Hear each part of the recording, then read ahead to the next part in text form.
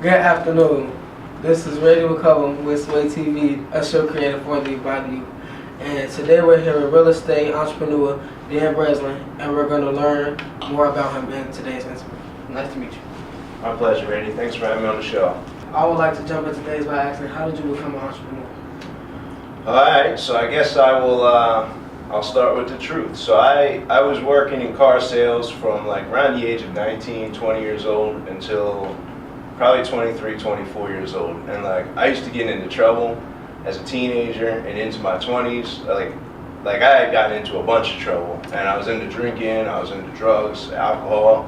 And December 23rd, 2004, I woke up in a jail cell, and like I didn't remember how I got in the jail cell, and it was like a real rude awakening moment for me, you know?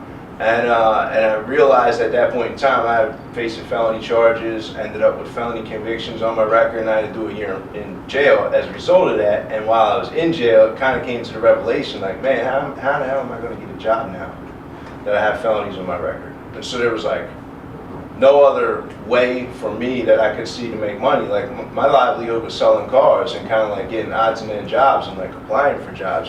If you ever filled out a job application, you got to check off the box if you've been convicted of a felony. So that wasn't going to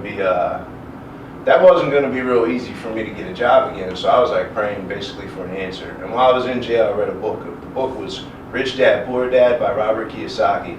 And a lot of people, you know, early on, my dad gave it to me when I was 18 years old, and I didn't want to hear anything my dad had to say. I just put the book on the shelf and forgot about it. So now I'm 24, 25 years old in jail reading this book, and it's talking about real estate, it's talking about owning your own business as opposed to like trying to make it in the world as an employee, right? So like before I'd get the sales jobs, I would always, you know, that was like all I knew. My mom and dad worked for people, so that's all I knew. You go get a job when you need money. And this book had talked about, you know, turning into an entrepreneur or an investor. Well, you need a bunch of cash before you can become an investor. So like being an entrepreneur and owning my own business was really a path for freedom to me. Did I answer the question, or did I get off track too far there? You did great. Cool. Did you always want to sell homes, or did you have other dreams? Did I have other dreams? I wanted to be a rap star. But in all seriousness, I remember like as young as like 9, 10 years old, my dad, he would fix houses up and he started renting them out, and like he ended up losing all the houses, so he was never like, you know, a highly successful real estate entrepreneur. And my grandfather was in real estate, so it always seemed like when I started to like do the numbers on like houses, it seemed like a lot better business to be in than like delivering newspapers like I was doing at 8 or 9 years old. So I guess I did, like once I put all the pieces together, it seemed like that was it was logical. And I remember always thinking too, Randy, that you needed a bunch of cash to get into the real estate business, and like I was always in my mind saving the money, and like when I got enough money, then I would get into the real estate business. And like I learned later, you know, when I got into the business at 26, 27 years old, a little later, I didn't have any cash then either, and I was still able to find a way to make it happen. So like I wouldn't let, you know, I would watch out for like making cash be a barrier to entry, or like something that would stop somebody from getting into any business or even a real estate business. And so that was kind of the way it was for me. Great. What advice would you give to teens about entrepreneurship? I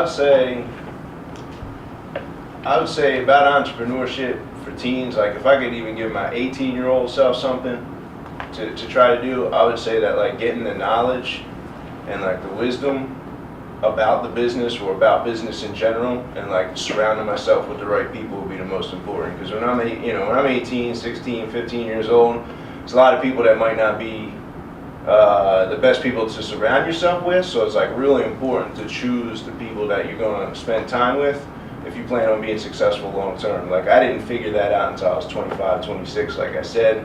And so by the time I started to like make those adjustments, I kind of got a late start. Like looking back, wow, if I had known that at 18 years old and like read the book that my dad had given me at home, you know, when I had my freedom on my own bed instead of where I had to read that book, you know, things probably would have been a lot different for that next 8, 9, 10 years until I got to the point later on in life. So that'd be probably the hunger for knowledge, hunger for wisdom, and maybe seeking out mentors if there's a certain business or a certain topic that you think you would like to be in as far as a business would go. You know, study the people who are successful already in that business, and if at all possible, try to get yourself like around them physically, whether it's like working in their company or whether it's like reading the articles that maybe this person puts out. So whatever business that person is in and you want to be in, try to like follow that path and see if you can follow their steps to success. What does your day today look like? So when I first got started, my day-to-day was like running around looking at properties and making offers on property, making phone calls.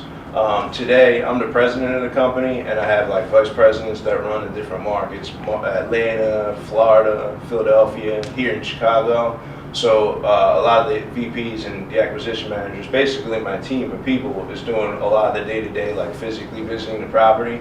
So now, like, I'm living the life, man. I have like a condo up there on Sheridan Road, you know, like overlooks the lake, and my desk is situated so I'm like literally looking out over the lake while like all day I'm making my offers, and I'm like basically on the phone and analyzing deals from home. So like I'm working from home now, which is cool, so I'm not driving around as much looking at properties. Because in the real estate business, you can drive hour, 2 hours to look at a property, hour, 2 hours back, at least in the business that I'm in, to see if it works. It may or may not work. You may have wasted your time, you know, so it's possible to drive all day long in the real estate business without any results. So I'm like I said, I'm blessed to be living the life I'm living today. I really have great people around me, great team around me, and yeah, that's my day to day. Thank you for your time today. Absolutely, appreciate you having me on, Randy. I'm Randy McCullum with Sway TV, a show created for the youth by the youth, and unfortunately that's all the time we have today, so see you next time.